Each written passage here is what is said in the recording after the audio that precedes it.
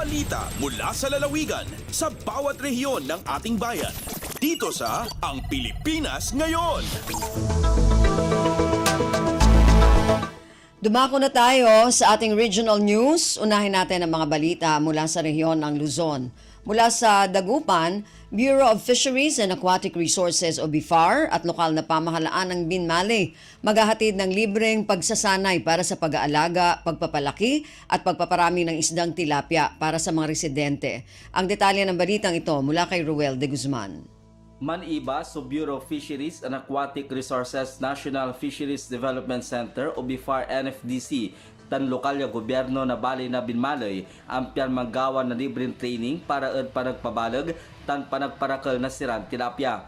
Ayang programa nagawaan no September 26 dyan opisina nabit na ahensya dyan syudad na Dagupan at kaiba na are kukbang ang piyan na tulungan ire-residente na bali ya Binmalay ya man aalaga o interesado man alaga ya mulubikos salin tilapia.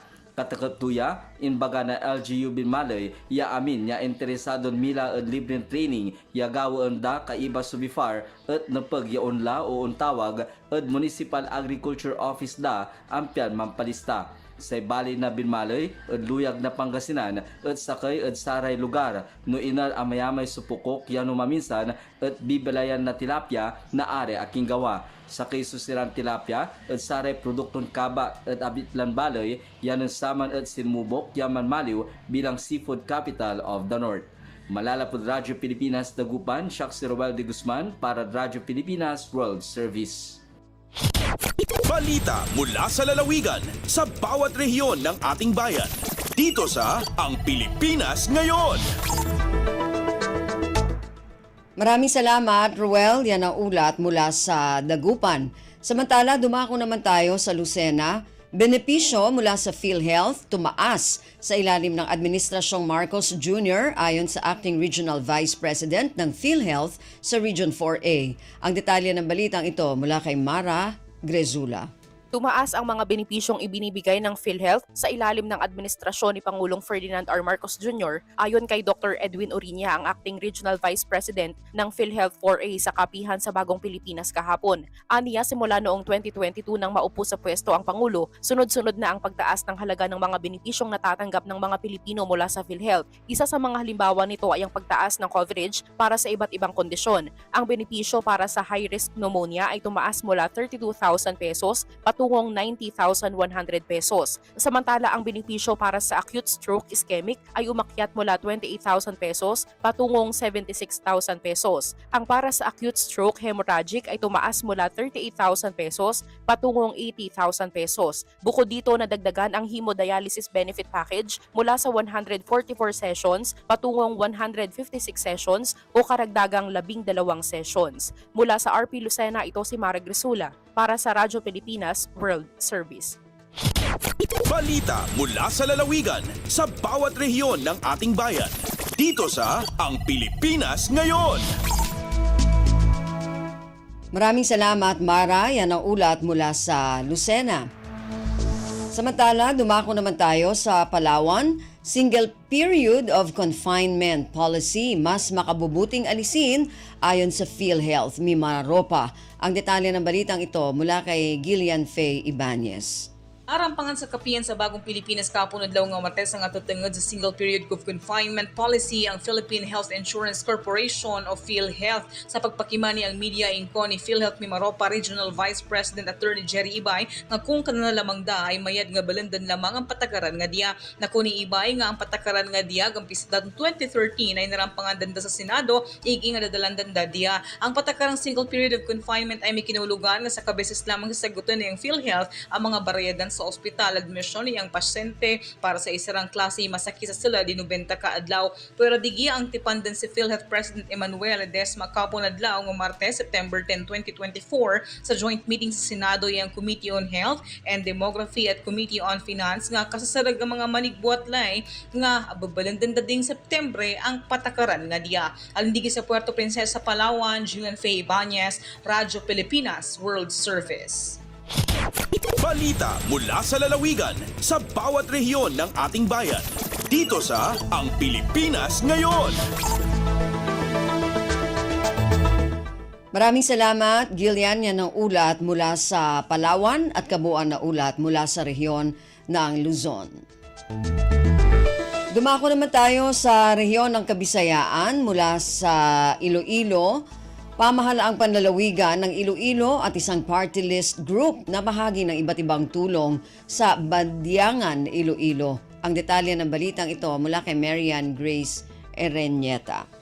Nag-turnover sa nanuhay-tuhay nga proyekto ang Uswag Ilonggo Party List kag Iloilo Provincial Government sa Banwasang Badyangan, Iloilo. Una nga ginhiwat ang blessing kag inaugurasyon sa masobra 10 milyones pesos nga multipurpose building nga gimpondohan sang Uswag Ilonggo Party List. Gimpahayag ni Congressman James Jojo Ang nga ang multipurpose building sarang magamit nga opisina para magtanyag sang social services sa mga pumuluyo sang Badyangan kag magaserbe man ini bilang disaster office. Sunod nga ginhiwat ang blessing sang 2 million pesos nga patient transport vehicle halin kay Governor Arthur Defensor Jr. sang Iloilo Province kag blessing man sang 3.5 million pesos nga rescue vehicle nga gimpondohan naman halin sa Municipal Disaster Risk Reduction and Management o kon MDRRM Fund. Samtang nag-turnover man ang provincial government sa masobra 23 milyones pesos nga assistance sa LGU Badyangan para sa nanuhay-tuhay nga proyekto sa mga buluthuan kapareho sang konstruksyon sa mga gymnasium, slope protection, multipurpose cover gym, stage, pathway, lakip man ang perimeter fence, hulot klasihan kag repair sang school building. Gimpahayag ni Governor Defensor nga ang paghatag sang assistance sa mga buluthuan kabahin sang bulig eskwela sa probinsya o kung Best Province Program nga isa ka programa para sa epektibo, nagakaigo kag makabag-o nga sistema sang edukasyon.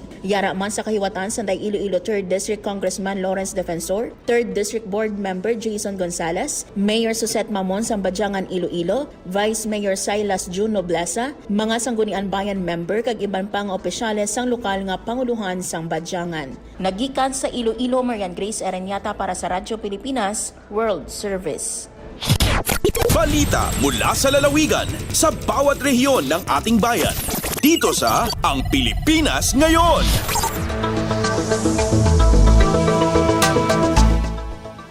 Maraming salamat, Marian. Yan ang ulat mula sa Iloilo. Samantala, dumako naman tayo sa Calbayog. Multipurpose building sa Oquindo National High School sa lungsod ng Calbayog. Maagang natapos ang konstruksyon. Ang detalye ng balitang ito mula kay Suzette Pretencio. Duha ka bulan antes sa scheduled date na humanaliwat sa DPWH Summer 1st District Engineering Office ang multipurpose building sa Oquendo National High School ONHS sa Agosto 19 nga may adasan contract amount sa 4.93 million pesos nga ginkuha sa ilarom sa General Appropriations Act o GAA Fiscal Year 2024. Sigon sa DPWH Summer 1st, magsiserbe ang MPB nga community covered court nga may adasan 30.6 meters nga kahilaba ug may 16 meters nga kahilapad.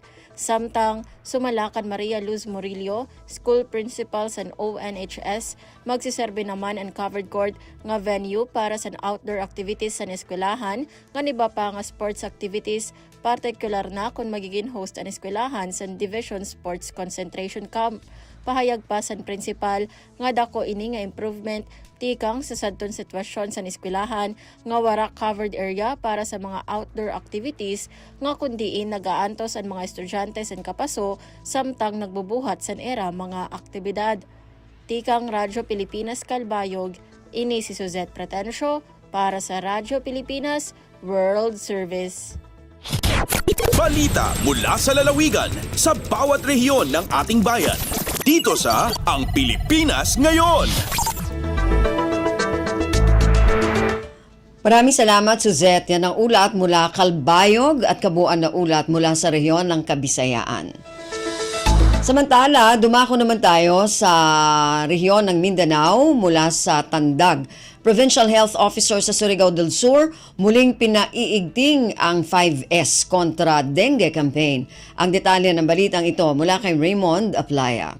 Gibutiag ni Dr. Oscar De Jesus, ang Provincial Health Officer sa Surigao del Sur, ang mga angayang buhaton aron nga malikayan ang sakit nga dengue. Sa pagiginabi sa Radyo Pilipinas Tandaga, gipahayag nini nga aduna karoy 5S kontra dengue nga gikampanya ang Department of Health o DOH. Sumala pa nga usa sa angayang buhaton mao ang search and destroy sa mga lugar kung din posibleng gitugan sa mga lamok nga nagdala sa mong sakit.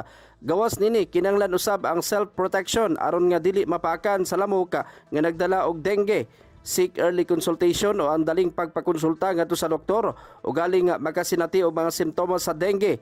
Support misting o fabbing ngadto sa mga lugar nga dunay outbreak sa mga sakit ug ang stay hydrated o ang kanunay nga pag-inom og tubig aron malikayan ang dehydration nga may kasagaran hinungdan sa kamatayon sa mga dengue patient. Gikan sa Radyo Pilipinas Tandaga, kini si Raymond Aplaya alang sa Radyo Pilipinas World Service. Balita mula sa lalawigan sa bawat rehiyon ng ating bayan. Dito sa Ang Pilipinas Ngayon. Maraming salamat, Raymond. Yan ang ulat mula sa Tandag. Samantala, dumako naman tayo sa Hulo. Siyam na overseas Filipino workers nakatanggap ng tulong pinansyal mula sa Ministry of Labor and Employment ng BARMM. Ang detalye ng balitang ito mula kay Fatma Gino. Natayma na sina Siam overseas sa Filipino workers sina pilak tatawangan tiukpal kanila sina Ministry of Labor Employment habang sa mga autonomous region sina Taki Sayaon dito office na sabot. Habay tay Johari Giamad, Overseas Workers Welfare Officer 1, sina Molly Barm, tiukpalan sinupis sila kauhan ngay mo pila kinatiap-tiap din kanila bilang kapital at pagtag na nila pag-usaha supaya on may nang source at kakawan nila sin kabuhianan. Laong Giamad in mga OFW ini amin jimanji di na sila magbalik pa abroad at maginang balik pagwahula hangkan tiyabangan sila sinupis habat makatawang hapag kabuhianan nila lapay in family nila. On monitoring, papaunon sinupis sa supay kaingatan, bangka munal daw wala na sila nagbalik pa abroad, habat sila di na makanulam kabinsanaan, iban makalayo pa dahil ha family nila. Dahil ha RP Hulo ini Fatma Diligino para ha Radyo Pilipinas World Service. Balita mula sa lalawigan sa bawat rehiyon ng ating bayan. Dito sa Ang Pilipinas Ngayon.